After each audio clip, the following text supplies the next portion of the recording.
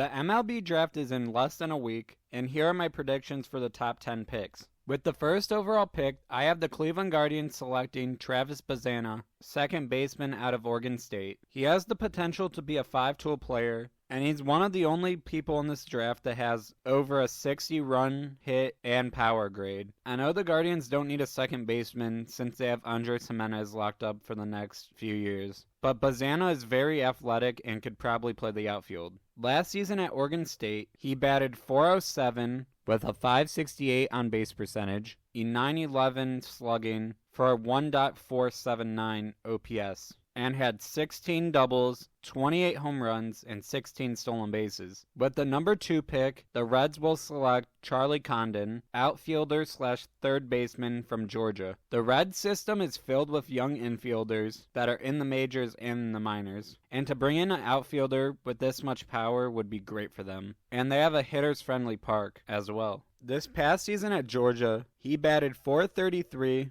with a .556 on-base percentage, 1,000 slugging for a 1.565 OPS, and hit 20 doubles and 37 home runs. With the third pick, the Colorado Rockies will select Chase Burns, right-handed pitcher from Wake Forest. He is by far the best right-handed pitcher in this draft. He throws over 100 miles an hour, and he has a nasty slider. The Rockies have a hard time bringing in starting pitching, since they play at Coors Field and pitchers usually don't have a good time there. But this past season at Wake Forest, he pitched 100 innings and had a 2.7 ERA, a .92 whip, and 191 strikeouts. And that future rotation would be great with him and Chase Dollander, who they drafted in the first round of last season. With the fourth pick, the Oakland A's will select Jack Caglione from Florida. He is a first baseman / left-handed pitcher. He's most likely going to drop pitching and become a full-time hitter. And this guy has great power, especially with his 6'5",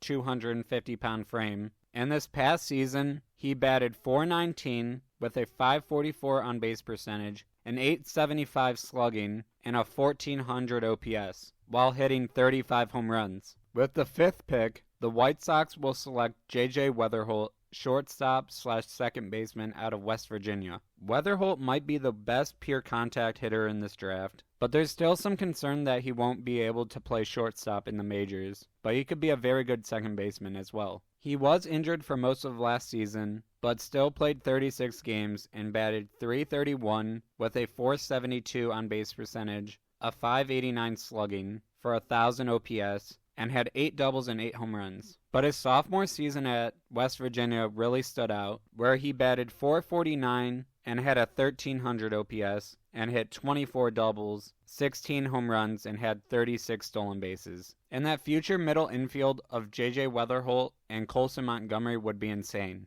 With the sixth pick, I have the Kansas City Royals selecting Braden Montgomery, outfielder from Texas A&M. He's a 6'2", 195-pound outfielder that has great power, and the Royals are really in need of an outfielder. This past season, he batted .322 with a .454 on-base percentage, a 1,100 OPS, and hit 27 home runs. With the seventh pick, the Cardinals will select Hagen Smith, left-handed pitcher from Arkansas. He's coming off a crazy season with Arkansas, where he pitched 84 innings and had a 2.0 ERA, a .89 whip, and 161 strikeouts. And he had a game where he struck out 17 batters. And just when you look at him, he looks like he would be a Cardinals player. With the eighth pick, the Angels will select Trey Yesavage, right-handed pitcher from East Carolina. The Angels are severely in need of pitching, and Yesavage has great upside and has been great in college. This past season, he pitched 93 innings and had a 2.0 ERA,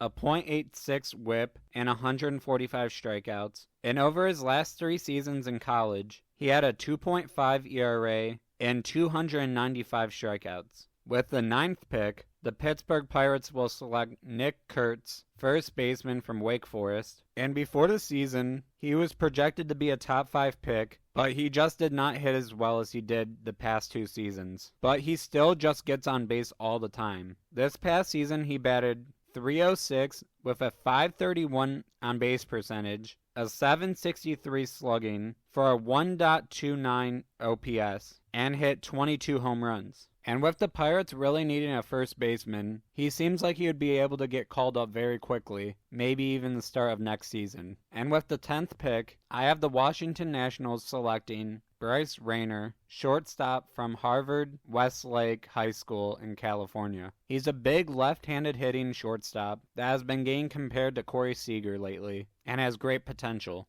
Thank you so much for watching. If you enjoyed this video, please leave a like and subscribe. Goodbye.